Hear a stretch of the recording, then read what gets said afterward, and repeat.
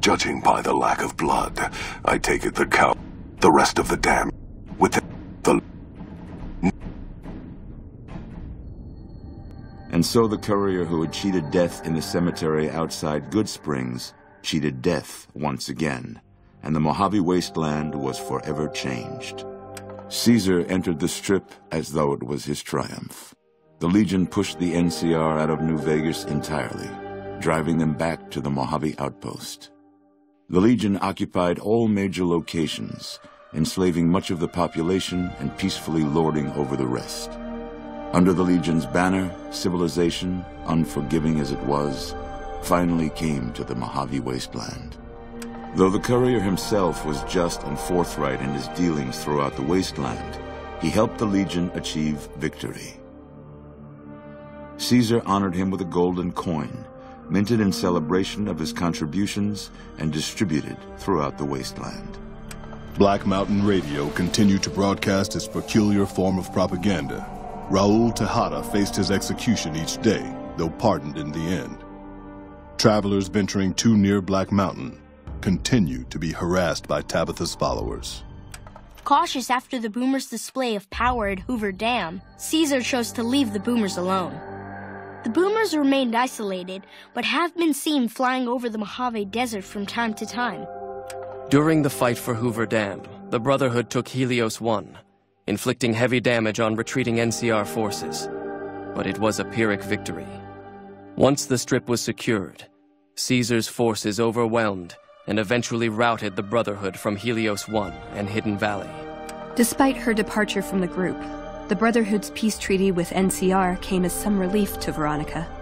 Though she remained friendly with surface patrols, she was never again permitted to enter the bunker she once called home.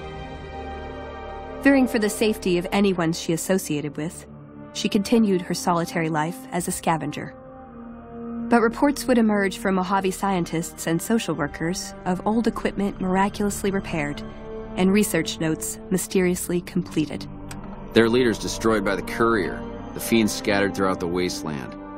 Without the organization of Motor Runner, Cook, Violet, and Driver Nephi, they were easy prey. After the Legion's victory, Caesar, out of a strange respect for his old fellows, allowed the followers safe passage out of the wasteland. Reluctantly, the followers accepted the offer and abandoned Old Mormon Fort to the Legion. The Legion, preoccupied with its acquisition of New Vegas, scarcely took notice of the town of Good Springs. Many locals moved on, fearful of Caesar's long shadow. Only the old and the stubborn remained. As reward for their loyal service, Caesar forcibly integrated the great Khans into the Legion. The sick and elderly were killed. The women sold as wives to ranking officers, and the tribe's identity was annihilated. Though many great Khans mourned the death of their tribe, many more were ultimately satisfied with their revenge against NCR. With no cure for the Nightkin schizophrenia in sight, the disgruntled Nightkin left Jacobstown. Without a treatment, their insanity grew. The crazed Nightkin terrorized the wasteland, and Jacobstown suffered repeated reprisals from mutant-hating humans. In the end, the surviving mutants abandoned Jacobstown entirely, its existence quickly forgotten by the rest of the wasteland. After their victory at Hoover Dam, Legion troops rolled through Freeside. The Kings tried to fight back, but most were killed, and the rest fled into the wasteland. Though Camp Golf fell to Caesar, the Misfits distinguished themselves during the Legion's attack. Mags and her soldiers were posthumously recognized for their valor by NCR.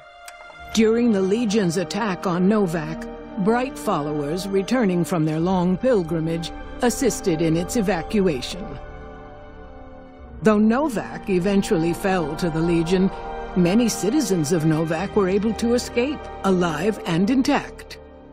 After Hoover Dam, the leaderless powder gangers at the correctional facility vanished into the wastes, leaving the prison empty. The correctional facility became another abandoned ruin in the wasteland, its carcass occasionally picked over by enterprising prospectors. Armed with a wide array of improvised explosives and stolen weapons, the Vault 19 powder gang tormented the Mojave wasteland for years. Citizens of the NCR were favorite targets, and they always suffered the worst fates. Hot-headed to the end, Sheriff Myers chooses to oppose Caesar's takeover of Primm with a standoff. Though the citizens take out a few legionaries, the town quickly falls to Caesar, its citizens utterly wiped out.